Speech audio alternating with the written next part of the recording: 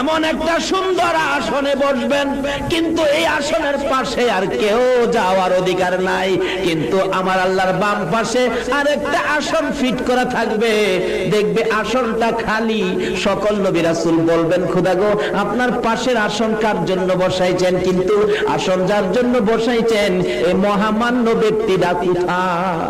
আমার আল্লাহ বলবেন, আমি তো সেই ব্যক্তির অপেক্ষায় আমিও বসে আছি। বিচারের কাজ শুরু হবে না, আমিও বসে আছি।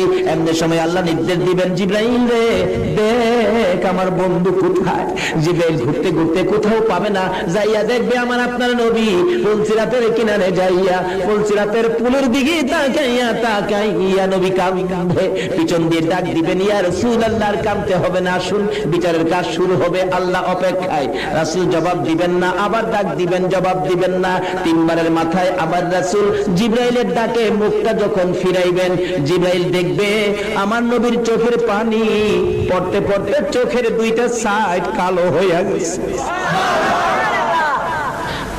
তারপরে দেখবে আমার নবীর দুই পাশে রে কাদা মাটি লাইগা রইছে। জিবরাইল ডাক দিবেন, ইয়া রাসূলুল্লাহ,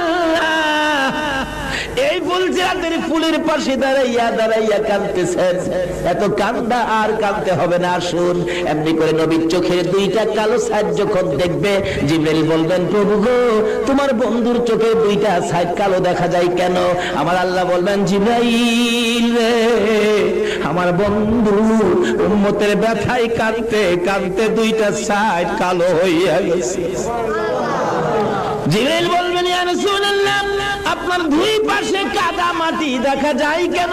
আমার নবী বলবেন, জিবরাইল, আমি মদিনার রওজা পাকে শুয়ে শুয়ে রে আমার উম্মতের জন্য কাঁদতে কাঁদতে মদিনার মাটি কাদা হইয়া আমি নবীর শরীর মুবারকে লাইগা গেছে রে।